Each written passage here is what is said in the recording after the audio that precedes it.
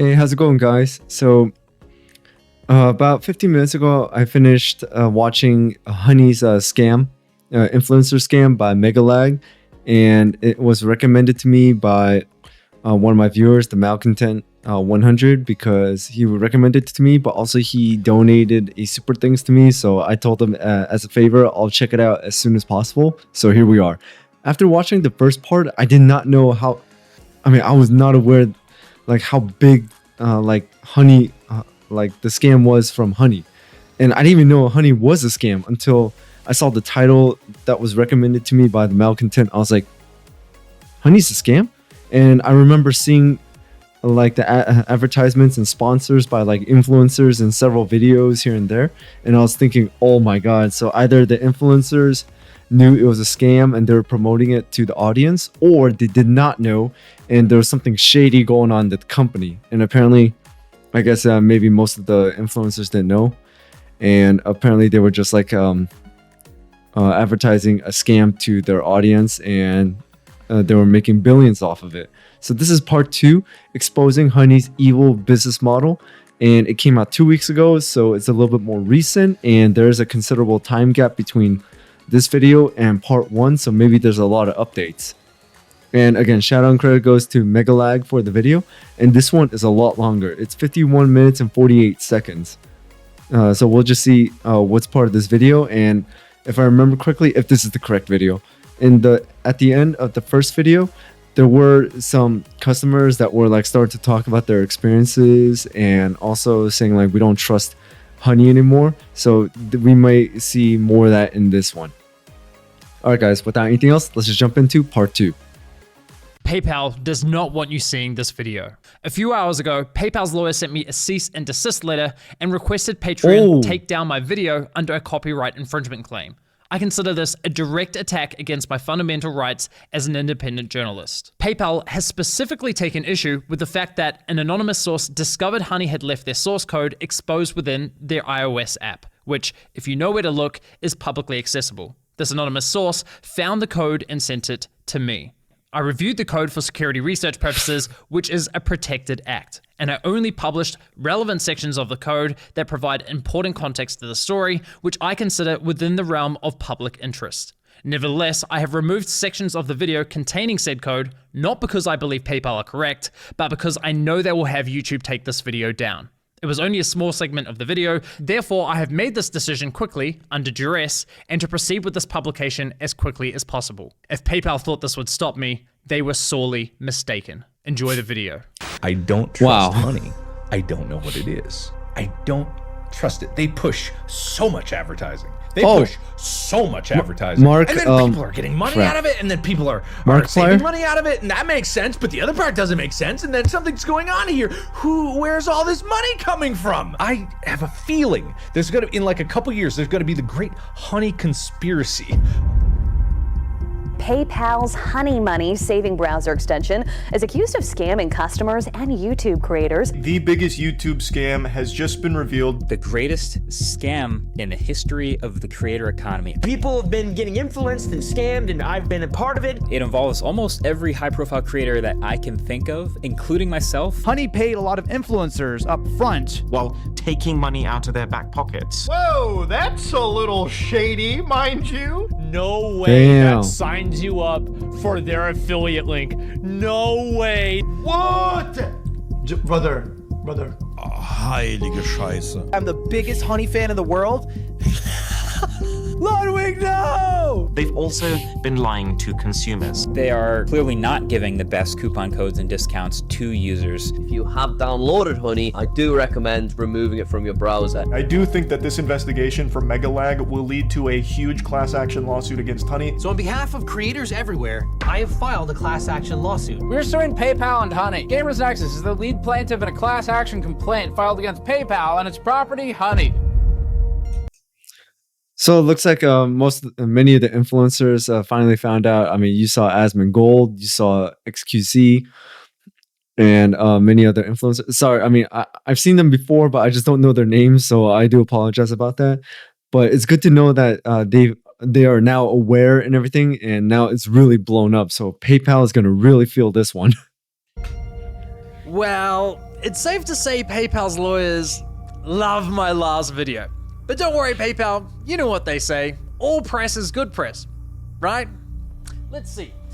Since releasing part 1 of my investigation, oh wow, Honey he's has got lost paperwork. over 6 million users, Google has changed their policies for browser extensions, blocking Honey from claiming undeserved commissions, and most significantly, PayPal has been slammed with over 20 class action lawsuits accusing them of wiretapping, computer hacking, unfair competition, consumer fraud, tortious interference, and unjust enrichment. Yikes, maybe not them. And unfortunately for PayPal, I suspect more lawsuits will be filed following the release of this video. Why? Well, you see, besides lying to consumers and stealing from influencers, Honey was also causing serious harm to small businesses. So much so that I believe brands have likely suffered millions of dollars in damages. But that's not all. In this video, you're also going to learn how Honey was collecting and sharing your data, and how they, in my opinion, illegally targeted minors through influencers such as Mr. Beast.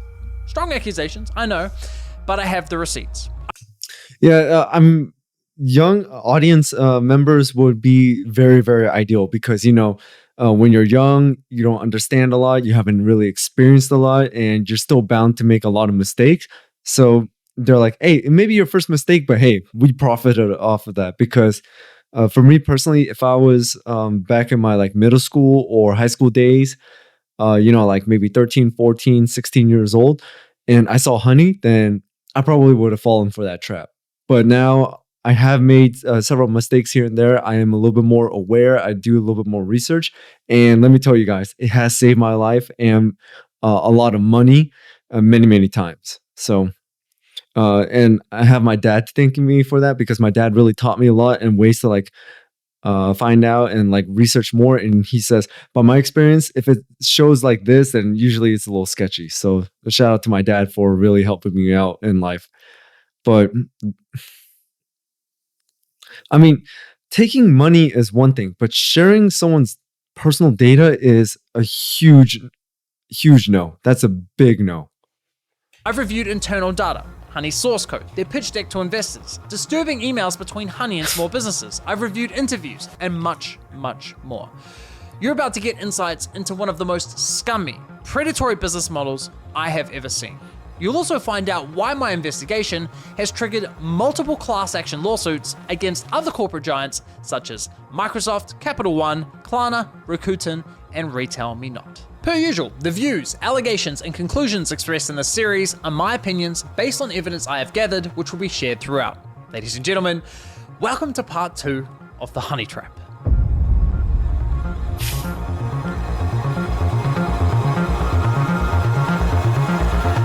All right. Let's see how this one goes. There were many moments throughout this investigation where I thought I'd reached the end of the rabbit hole. I thought I understood everything there was to know about Honey's dirty business model. But it went down deeper. Claiming the credit for sales they hadn't earned, poaching the affiliate commissions from content creators, and they were intentionally withholding discounts from users for their own financial gain, rendering the entire value behind their core product a lie. Kinda hard to believe it could get much worse than that, but unfortunately it does. And I realized this after noticing a strange but reoccurring anomaly. You see, in most cases, when Honey popped up at checkout and I clicked apply coupons, a discrete tab would open in the top left corner of my browser. That's Honey injecting a simulated referral click. And in my opinion, when something like that appears on the top left, many people won't see it because you're more focused on the checkout button, the price difference dropping because it shows you how much you save. So your entire focus is right there while something's happening right there and you won't even notice that. So they are really sneaky. Attempting to claim the credit for a sale. But here's where things got weird. Every once in a while, I'd come across a store where, after clicking apply coupons, Honey wouldn't load their affiliate link. So why not? At first, I thought it might be a bug, but quickly ruled that out after noticing the same anomaly on multiple websites. Even stranger, when this would happen, I was generally finding better deals. So what gives? Well, for the longest time, I was under the assumption that Honey would only pop up on websites that had agreed to partner with them, but I couldn't have been more wrong. And I realized this after stumbling across a post on Shopify's community forum, where a store owner complained that Honey was leaking their coupon codes without their permission. And as I read through the replies, I could see other stores had the same issue. Now, this was a Damn. pivotal moment in my investigation because it turned my entire understanding of Honey's business model upside down. Until now, I was so focused on the impact Honey had on consumers and influencers that I didn't even think to consider the potential impact to businesses. Though in my defense, Honey consistently referred to the 30,000 stores on its platform as participating stores. So one would assume that every store on Honey's platform joined willingly and with consent. Yet clearly, that wasn't the case. So I reached out to several business owners to learn more. Honey takes the codes Tuftonpaw.com. that people use on our website, the discount codes, and makes them public to everybody who's using Honey. We started having problems where customers would get in touch via our support website saying, oh, hey, I just tried to use this discount, this 60% off coupon, and it doesn't work. Damn, 60% off. Like, we can look into it. Like, dude, that is not your discount. Like, how did you get that? And they'd be like, oh, it just showed up through the Honey extension. I hadn't heard about Honey before, and I was just hanging out on the couch with my girlfriend, and she made some comment about, oh, this app Honey that basically gives you all these coupon codes, and I think she asked if we were on it. I said no, and then she checked out our website and said, oh, you actually are on it, and it's giving this 15 or 20% discount code. And so that's when I found out about it, and I was pretty shocked because I didn't know how long it had been going on for. It cost us thousands, and I haven't even looked into how far back it went, but I know we just ended the code right away. Now, if you think that sounds bad, well, trust me, it gets a whole lot worse. But first, it's important we understand the scale of this issue. As you just heard, these store owners clearly never consented to being on Honey, so they can't possibly be among the so-called 30,000 participating stores, right? So why was Honey lying to consumers about the true number of stores supported by its platform? And just how many stores did Honey add to its platform without consent? Was it hundreds, thousands, tens of thousands? Well, that's where things get interesting. You see, when I started combing through the business side of Honey's website, I noticed that Honey claims to only be partnered with 10,000 brands. That's 20,000 less than what they advertise to consumers. So I figured, okay, I guess 10,000 stores intentionally partnered with Honey, and the remaining 20,000 never signed up. Now, that would already be incredibly concerning and deeply misleading. But as it turns out, the deception is far worse than that. You see, as I continued digging, I stumbled across this file from Honey's extension called Supported Domains, which gets loaded onto your computer when you install Honey. And this file contains a list of over 180,000 online stores. That's a massive discrepancy from what's advertised anywhere on Honey's website. Now, of course, we could start making assumptions based on those numbers alone, but we don't have to, because it just so happens that Honey also keeps detailed information for each of the online stores in this list, and it's relatively easy to access that data. For example, on Chrome, if we click Manage Extensions, turn on Developer Mode, click on the Service Worker for Honey, and click on the Network tab, we can now monitor what Honey does behind the scenes a little closer. So if we say visit Dude, this guy's a hacker. We can see that Honey is now accessing information from their database related to Apple. Looking at this one in particular, we can see that 2.9 million Honey users visited Apple's website in the past 30 days. We can also see that none of those users saved any money from coupons because, well, Honey has no coupon codes for Apple's website. We can even see internal support and monetization notes that were left by Honey's employees. Interesting. Most importantly, however, we can also see that Honey has an affiliate link for Apple's website, confirming that Apple does have an affiliate partnership with Honey. But if we look at the same data for, say, Abercrombie & Fitch, we can see that Honey doesn't have an affiliate link, yet Honey is still offering coupon codes for that store. And sure enough, if we click Apply Coupons on Abercrombie & Fitch, Honey doesn't load an affiliate link through that infamous sneaky tab. Aha! Things are starting to make more sense. So all I had to do now was collect this data for every store in Honey's database. The only problem is, collecting this data for one store is easy, but doing it for 180,000, that would literally take years. Yeah. Unless, of course, you created a little program that automated the entire process, crawling through that massive list, scraping Honey's data store by store, and neatly organizing the most relevant data points into a nice, easy to read spreadsheet. Well, that's exactly what we have here. But I can't take any credit for the spreadsheet because this was all the work of someone much better at this stuff than I am, and he goes by the name of Jelte. He's a developer from the Netherlands, awesome guy. And I cannot thank him enough because holy shit, there is a treasure trove of data in this spreadsheet. We now have all the details for every store, every coupon code, every developer note, all curated into one lovely spreadsheet. It's glorious. PayPal will not like me having this data, but too bad. And Jelte will be releasing this data publicly on Twitter shortly following the release of this video. Because dude, that spreadsheet alone, when like presented in like a lawsuit, that is the smoking gun. I mean, that's pretty much it. Game over. Link to his Twitter is below, so make sure you give him a follow if you want to catch that drop. Alright, so now that we have this spreadsheet, we can finally confirm that at the time this data was collected, Honey supported 35,000 stores with affiliate links and an additional 146,000 stores without affiliate links. So yes, there was some truth to their claim of supporting 30,000 participating stores. They just conveniently left out the eeny-weeny fact that they dragged an additional 146,000 stores onto their platform, presumably without consent. Now, consider this. If you're Honey and your platform supports 180,000 stores, surely you'd be screaming that from the rooftops, right? 180,000 sounds a whole lot more impressive than 30,000. Honey knows that, so why hide the real number? Clearly, Honey decided that keeping this little secret to themselves outweighed the benefits of advertising it. Now, as a consumer, you might be thinking, so what if Honey leaks a few coupon codes? Even if a business never gave consent, surely that would just drive more sales for the business, right? Well, It's not that simple. Why? Well, you see, coupon codes are more than just discounts for consumers. They're also a vital marketing tool for businesses. Virtually all coupon codes have a strategic purpose behind them. That is true because I'm not gonna lie, guys.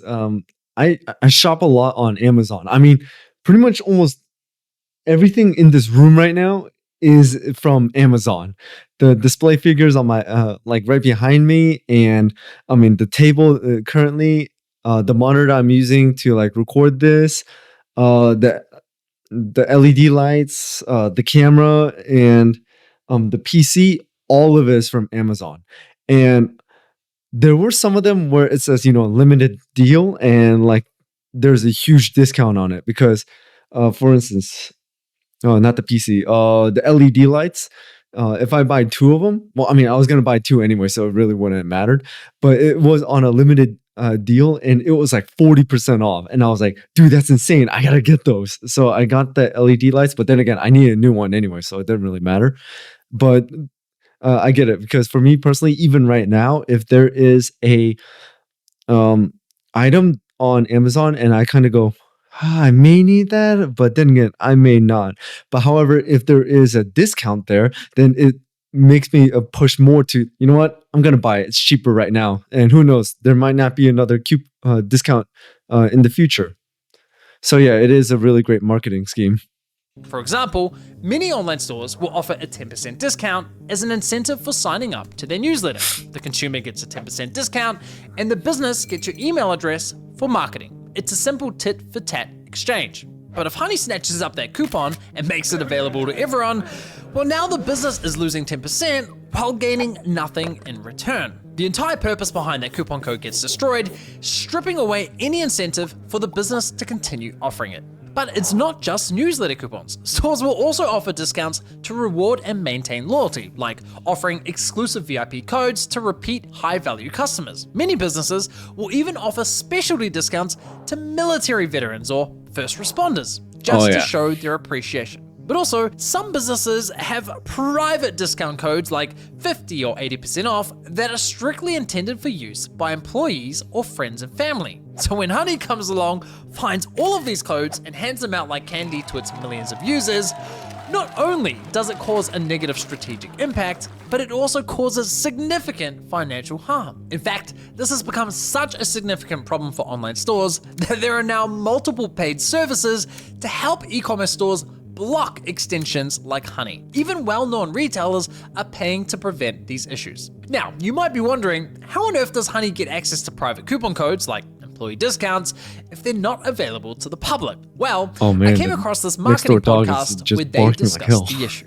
What happens is if I have Honey, for example, and I'm one of your best customers at your e-commerce store, and you decide you're going to do a promotion for your VIP customers, maybe it's a flash sale, and you send me a special code. I go to your website, I legitimately have that code from you, I type it into the promo code field at checkout. Because I have Honey in my browser, it is able to scrape that code then and give it to everybody who uses it. We've seen codes like Military Hero 30, clearly intended for a veteran. And then in another case, even worse, in another case, my CEO found a men's apparel brand where they had a $75 off coupon code, but they didn't set a minimum order value. And so people were able to get unlimited merchandise for free as long as they kept their order value at $75 or under. Okay. Bro, that's insane. But yeah, I'm sorry, guys. I was just like trying to piece together something in my mind as well, but that would make sense because let's just use the example that she just used with the $75 or under. So if I'm like buying this, which is $75, let's just, for example, say this is $75 and then I use that code and it just says 0. I don't have to pay anything. I get a free microphone, but that store, like the business, loses $75 because technically they paid for my microphone. And if you have thousands of customers that are just doing that over and over again, yeah, your business is cooked.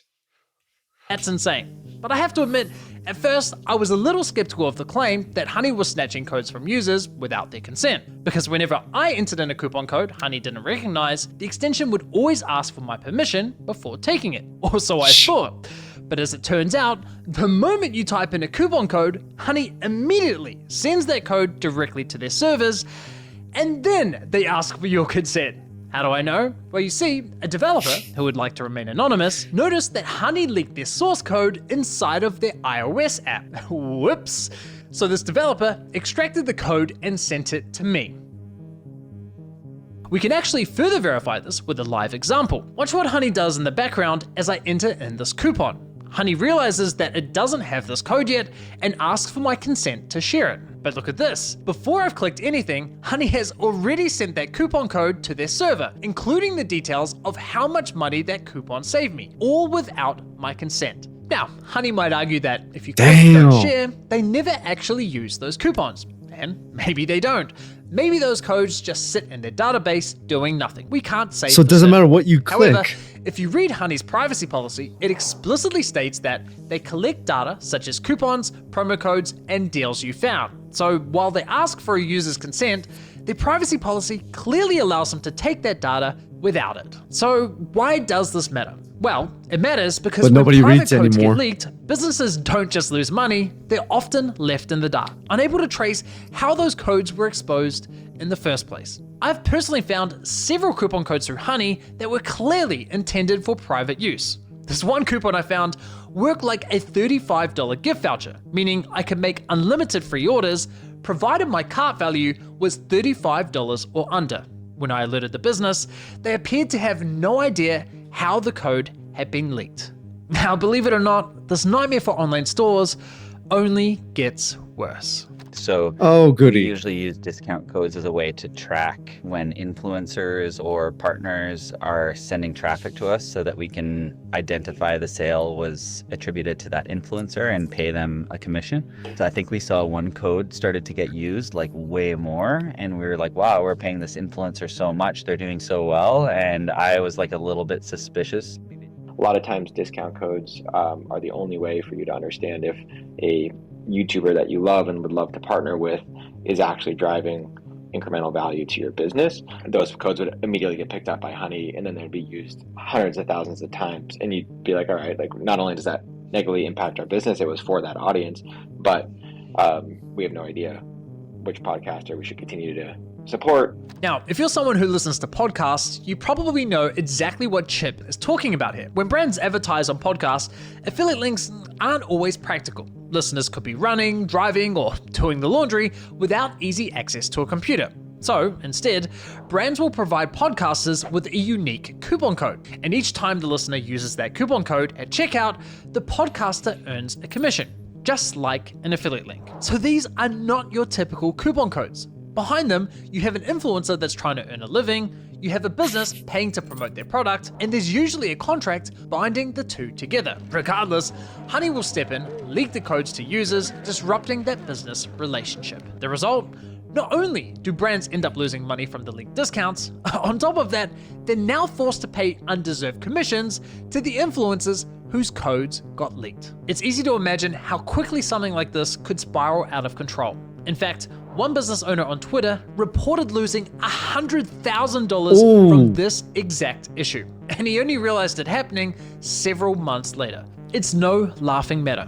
And if you think this is a huge win for influencers because they get paid a bunch of undeserved commissions, well, think again. I mean, we basically pulled all out of the podcast realm because there was really no way to figure out how to attribute any successes or failures. We basically can't do that anymore because as soon as a code becomes used by one person, more discounts. It's suddenly used by everybody. This is a nightmare situation for everyone involved, but not all businesses are affected equally. Honey's actions are especially devastating for small businesses that lack the resources of larger brands. The big retailers can push back. They have dedicated marketing teams, advanced analytic tools, and the legal muscle to respond. Smaller businesses, on the other hand, don't have that luxury. So when a multi-billion-dollar company like PayPal piles on more obstacles, it's not just frustrating, it's downright predatory. In fact, Made in Cookware CEO Chip perfectly summed up the devastating impact Honey's actions can have on a small business. When you're in the early stages of building a business, you're in the stage of, will this company even work? Is there product market fit? How do I scale this thing? Can the economics work, right? And so all the things we talked about, these discount codes and the kind of removal of attribution and killing margin, like those really affect the early stages of a company, from everything from where do I put the next dollar in to make sure I can survive down to, you're taking 10, 15, 20% of my sales without me wanting it. And we have digital marketing costs, we have shipping costs, we have all these stacks of costs that not only are getting more inflated over time, like FedEx has been raising their rates over time, warehousing costs have gone up, COGS have gone up, as you know, through inflation for the last 4 or 5 years, right? Like all the cost structures have been going up, and to have someone just stealing and compressing the actual revenue you want, like puts small businesses in a real squeeze. It's just really disappointing, and it doesn't even work, because at the end of the day, like, you need to make the numbers work. And if Honey is going to steal 10% of your revenue all the time, you're going to have to raise prices at the end of the day to make up for that, right? And so then it won't be a discount at all, but it makes it worse for the consumer. It compresses for the small business owner any margin, and it's just like a really awful business model. Like, we've been so mad at them for so long. Really sad. And Chip's point about the impact to consumers is especially important. If Honey's eroding profit margins from retailers and they're forced to increase prices, well, that ultimately affects consumers. Now, as you'd expect, these businesses don't just let these issues slide. Naturally, they reach out to Honey to complain, asking to be removed from the platform. And that, unfortunately, is where the story takes a much darker turn. You see, Honey is well aware of the inconvenience it creates for these online stores. So when they inevitably reach out to Honey, asking to be removed, does Honey oblige? Of course not. Instead, Honey goes, how about this? We'll give you full control over which coupons go live on our platform. Oh, he mentioned only this. If you partner with us. I kid you not. In fact, Chip was kind enough to share his email exchanges with Honey from 2020. He said this in the last video. You need to see it because holy shit, it's bad. Now, it is a long email chain, so I'm not going to read the entire thing, but you're welcome to pause to read the bits I skim over. Hi, I am the CEO of Made in Cookware. Please remove us from your app. You've scraped a private friends and family code from our checkout and put it on the platform for others to use. We've lost a bunch of revenue. 4 days later, Honey responds with, hi Chip, thanks for reaching out. Honey supports over 40,000 stores online, and we always prioritize protecting the Honey experience for users by supporting available stores and displaying available codes. We can absolutely remove the code in question. In order to protect the Honey experience for our users, we typically do not remove codes unless we have a working relationship. I mean, right off the bat, they're basically saying, we won't compromise the experience for our users unless you pay us. Classy. We'd love to discuss how we can work more closely and partner with your brand. Chip replies the same day, we don't offer affiliate deals to coupon sites. We'd like to be removed from your site and extension completely. With the sales pitch not going to plan, Honey brings in their global partnerships manager, Kelly Rodek, who explains to Chip that his lead code was added through Honey's user-generated coupon functionality. No surprises there. She completely ignores his request to be removed from the platform, only offering to remove the leaked employee discount. Chip replies the same day, our friends and family code was just listed back on and your forth. site. That was an internal code meant for a small group of people that was never published anywhere. A whole site can't be removed from your app? Honey only responds a week later, confirming they removed the employee discount, but again, completely ignores Chip's request to be removed from Honey. Chip responds immediately, pushing for an answer, but they ignore his email completely. A month later, and Honey leaks another private discount code. Hi, A month please remove later? from your app. That is a private code behind a private employee perk login. This should never be public. I don't understand how you feel taking a private employee perk and making that public to the world is helping our business. Honey responds confirming they removed the code, Man, but Kelly instead sucks. of taking responsibility, they try shifting the blame onto Chip, suggesting his employees might be responsible for sharing the code with Honey. But given what we know about their system, I'm willing to bet Honey were responsible for the leak, not Chip's employees. Honey then suggests that Chip creates single-use codes for each and every employee, essentially making it his responsibility to fix a problem they created in the first place. Honey is just gaslighting the hell out of Chip right now. I would be fuming if this were my business. 2 months later, and another private code gets leaked. And once again, Chip asks to be completely removed from the platform. And this time, Honey finally addresses the question. We proudly host a consistent shopping experience for all Honey shoppers who rely on our shopping tools. It's like a Therefore, we ChatGPT cannot disable response. Honey for individual stores, and never have. Never have, huh? Well, that's interesting, because it just so happens that Andrew from TrueGrit Texture Supply also shared his email exchange with Honey. And would you believe it? He was dealing with the exact same Honey employee as Chip. And while Honey attempted the same sales pitch with Andrew, they did eventually remove his store from the platform. So yes, it is possible, and yes, they have done it before. Once again, we've caught Honey in yet another calculated and deliberate lie. And make no mistake, it was deliberate because this employee, Kelly, confirmed the removal of Andrew's store just 1 month before assuring Chip that Honey had never removed a store before. Honey clearly has the capability to remove stores, they just choose to enforce that decision selectively. Keep in mind, Honey knows exactly how many of their users are visiting a given store. Truth be told, some of the emails, I'm pretty sure she probably just has a template. She just probably copy and pasted a template as a response. But the fact that they're very selective on who they're removing and who they're keeping really shows like they're trying to find the best way to like make money, but also removing a store here like once in a while here and there, trying to like ease suspicions. But MegaLag, I mean, doing his thing, pretty much just exposed everything. But the way that they Kelly was just like literally gaslighting Chip, saying like it's not our fault. I mean, have you checked your employees? is insane. And how much they are spending. So I'd speculate that this selective enforcement comes entirely down to which stores Honey believes will make them the most money. Now for the record, I didn't even get through that entire email chain between Chip and Honey. It goes on and on. And this behavior is not an isolated incident, it's a pattern. When merchants discover their codes have leaked and then they want to clamp down on that, they go to these coupon extensions and plea and request to have their codes removed. And 9 times out of 10, the response is join our affiliate program and you'll have more granular control over that. And so I think merchants tend to feel a little bit as though they're being blackmailed or extorted, because you join the affiliate program and then you have to pay that coupon extension company every time somebody uses a code. And you're doing that in order to have them not share your codes. I mean, this has got to be one of the most f***ed up business models I have ever seen. And let's be real about what's going on here.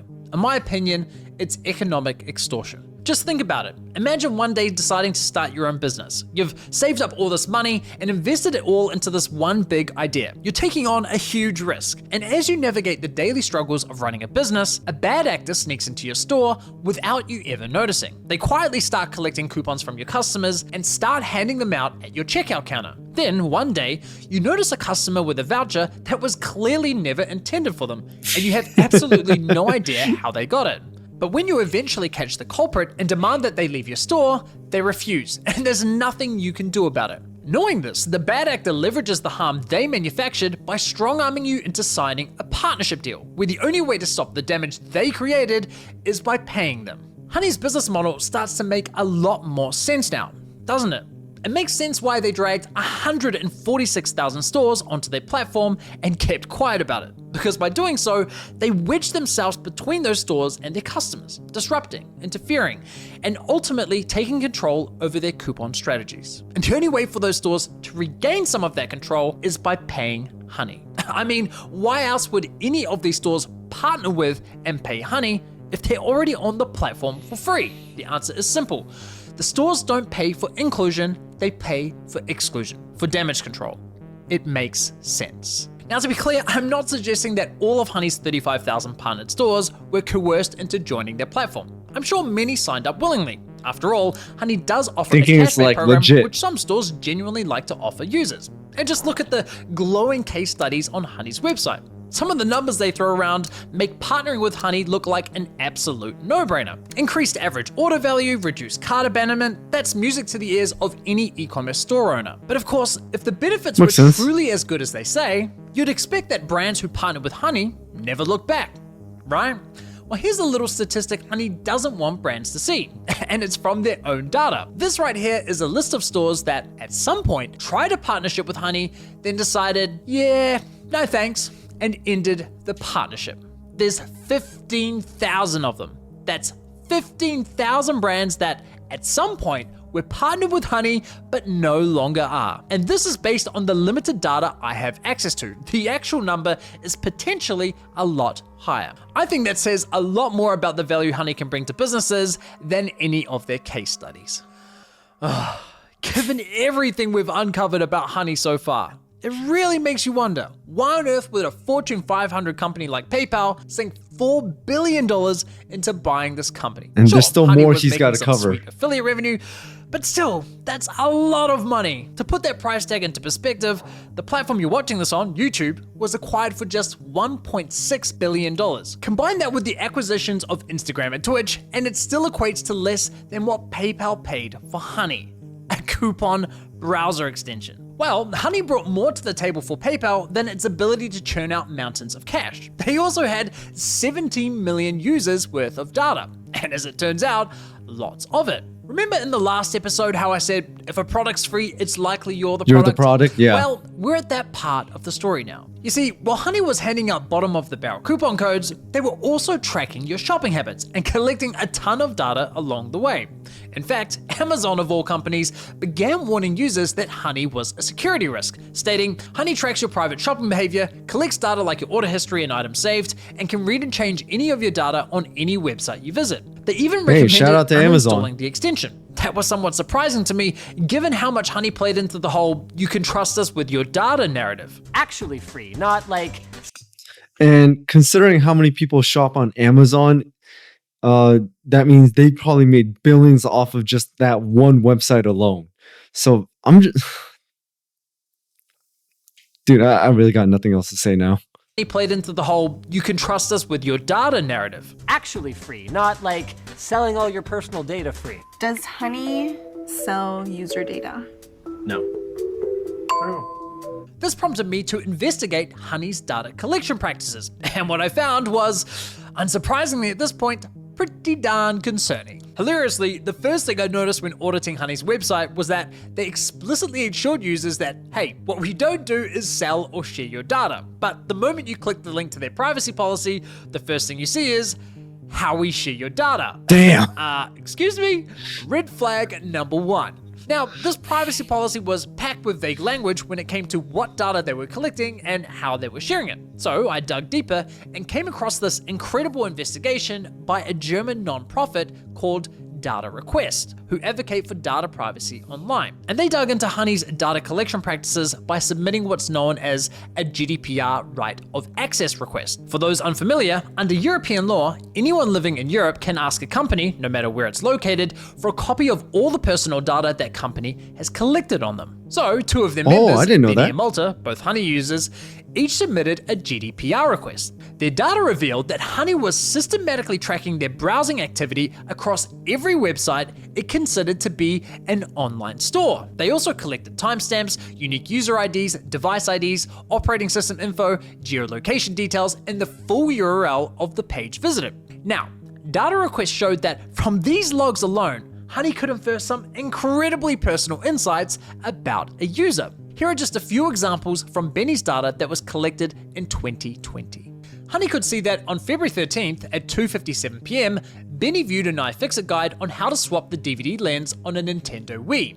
They could see that Benny checked an AliExpress order 13 times, his order ID fully visible, including the fact he opened a dispute for the order.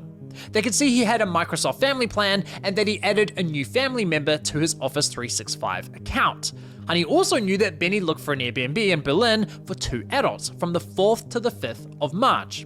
And apparently Benny had issues with his iPhone because he viewed an Apple support page on how to reset his passcode. On March 23rd at around 5 PM, Benny watched a documentary called Scanning the Pyramids on CuriosityStream, a service he subscribed to just an hour earlier through YouTuber Tom Scott's affiliate link. And apparently Benny's a gamer because he redeemed a game on Steam with the serial code 5HGP6.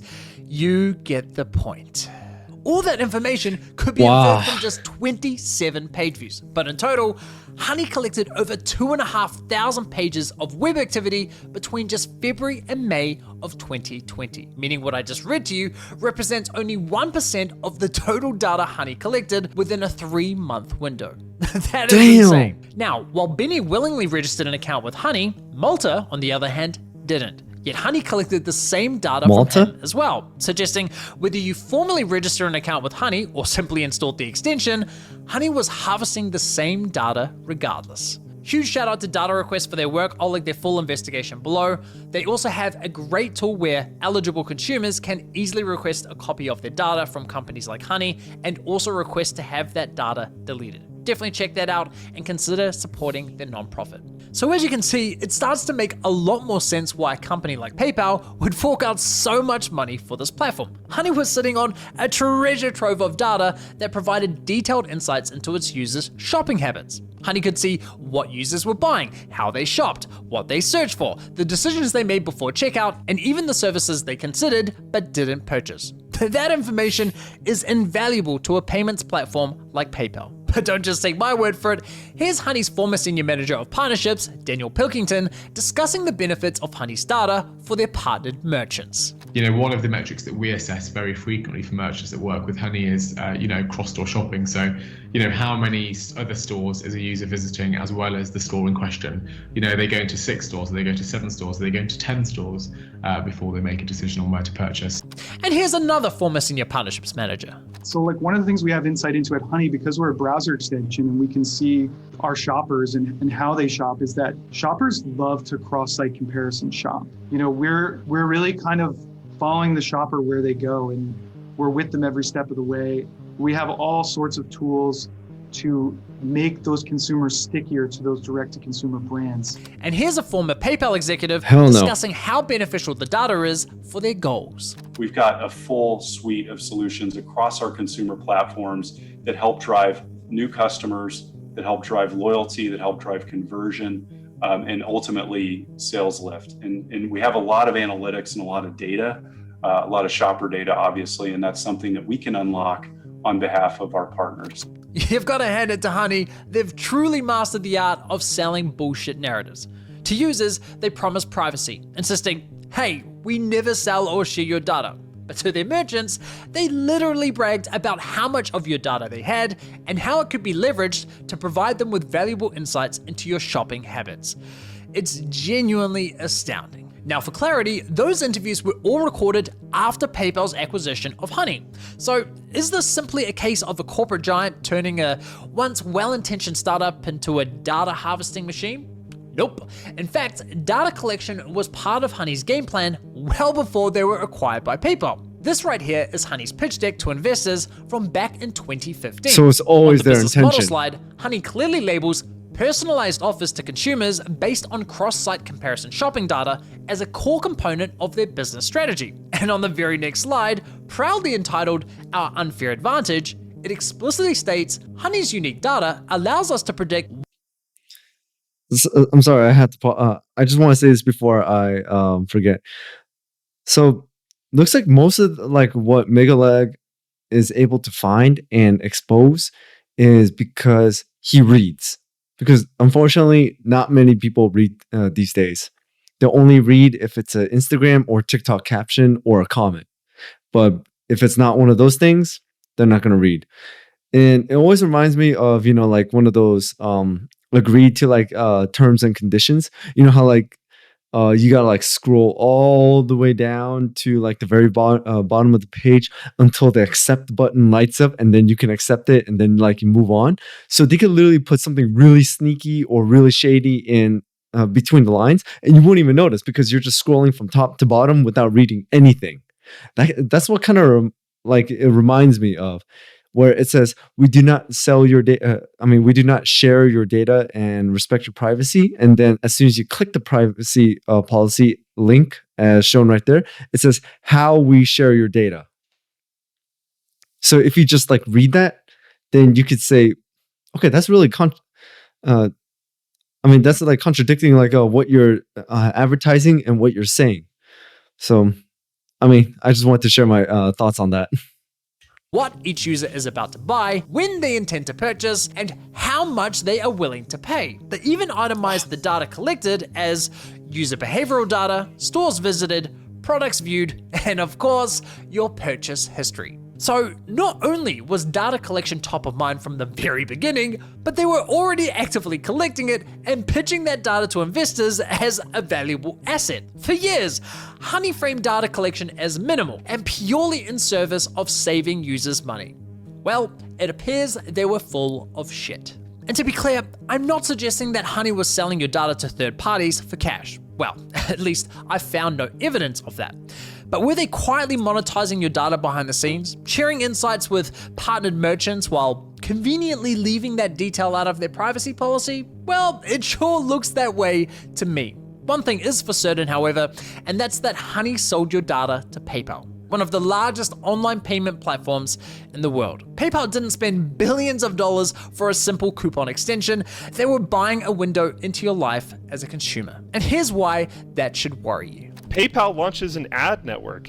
PayPal has officially said it will be launching an ad network that will sell ads leveraging the data it collects on the purchase history and spending of its 400 million users. This change would also likely affect users of PayPal subsidiaries like Venmo and Honey, and I believe there's more as well, but I'm not surprised Honey's in there.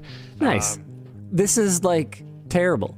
Couldn't have said it better myself. Terrible is to make one, this whole one data way to say collection it. issue 100 times worse, something else caught my eye while reading through Honey's privacy policy. Right at the very bottom, Honey states that, quote, "We created Honey for the exclusive use of adults 18 and older, and we don't knowingly collect or solicit personal information from children." Yeah, you see, now there's just one problem with that. I have a challenge for all of you. Go to every computer in your house, your mom's, your dad's, your sister, your brother's computer, and install Honey. That's right.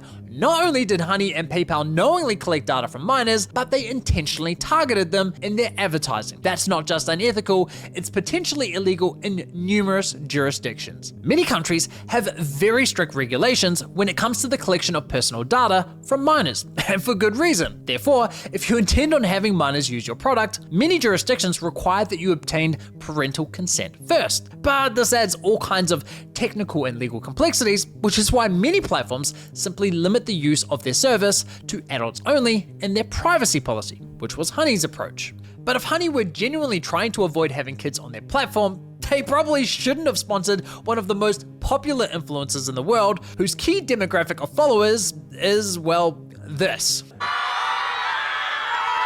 But Honey did sponsor Mr. Beast, and those videos garnered a whopping 3 billion views, making him Honey's #1 sponsor. In fact, according to my data, Mr. Beast sponsorships represent over 1/3 of Honey's total sponsored views on YouTube. But Not it wasn't surprised. just Mr. Beast. Honey sponsored many channels whose content was, in my opinion, clearly targeted at minors. They sponsored Minecraft channels, Roblox channels, cartoon channels. I mean, just watch this video and tell me it's not targeted at children.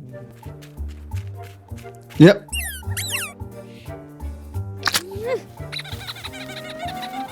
This video is sponsored by Honey. If Honey wanted to target minors so badly, they should have just sponsored one. Oh, wait a minute, that's exactly what they did. This, ladies and gentlemen, is Desiree Machado, who at the time was just 14 years old. Guys, I'm only 14. Hilariously, one of her videos that Honey sponsored is appropriately titled Back to School. Honey even ran her sponsored segment as a paid advert on YouTube. Now, speaking of paid adverts, let's quickly circle back to that Mr. Beast ad, because of all the evidence, this has got to be the single worst example of Honey intentionally targeting minors. Let me play it again. I have a challenge for all of you. Go to every computer in your house, your mom's, your dad's, your sister, your brother's computer, and install Honey.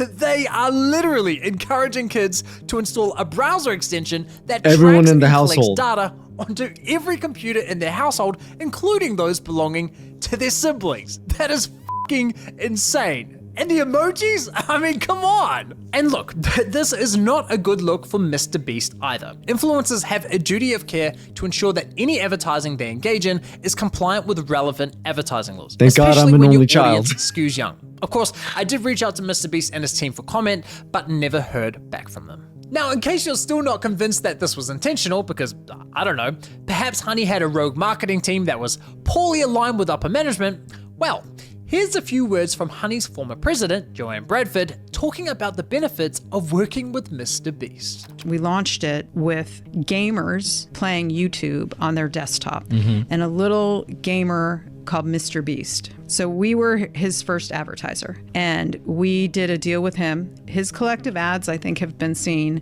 you know, I'm going to say billions, Yeah. 3+ close to 4 billion times. Wow. Every kid in America knows what Honey is.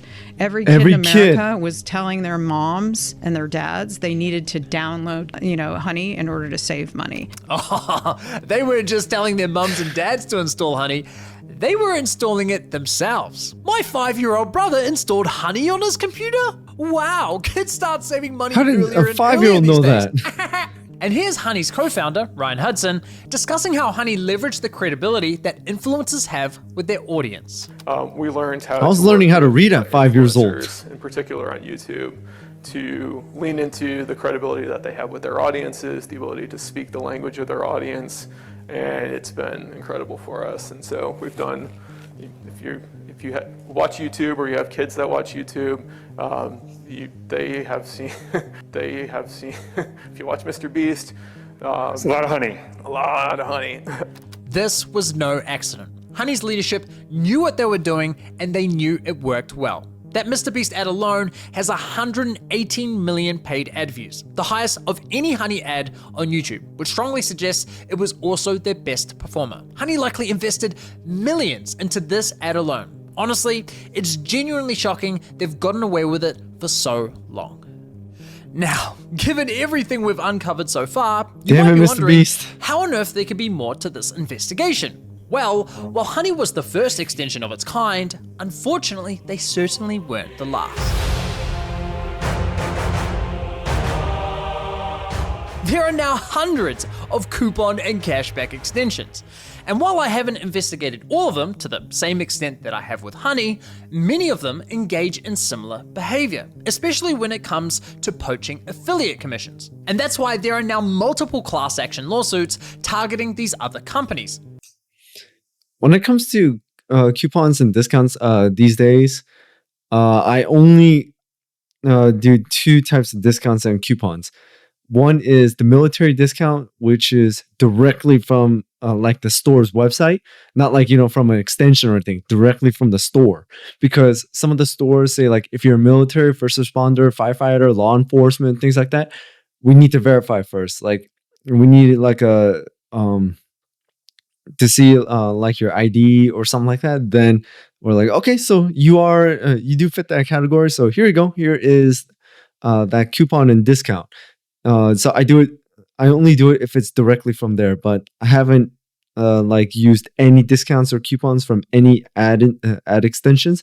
And so far, I don't even have any ad extensions like installed onto my computer anyways. And after seeing this, I am very grateful, and I will just pay full price of the entire product if it means my data is safe. Influencers haven't just been losing money to one sleazy salesman at checkout, they've been losing money to an army of them. In my opinion, these extensions are nothing but leeches. They are parasites in the world of e-commerce. In fact, I've encountered so much shady behavior with these extensions that I felt it was necessary to create my own browser extension to alert me anytime an affiliate cookie is loaded onto my browser. It's called Cookie Guard, and it's especially helpful because some of these extensions will load their affiliate link in ways that are completely invisible to the user. For example, if you click to copy a coupon on Honey, it looks like a harmless feature because you don't see that sneaky tab opening in the corner, but with Cookie Guard installed, you can see that behind the scenes, they are quietly stuffing their cookie through what's known as a hidden iframe. You can Google it. Even worse, I found that the extension Karma Now would stuff their cookie the moment you landed on a checkout page. Completely automated, no interaction with their extension required. They also had a system that could detect when you used a competitor's extension, like Honey, and they would wait for that extension's affiliate link to load, then immediately override it with their own. Again, no interaction with their app required.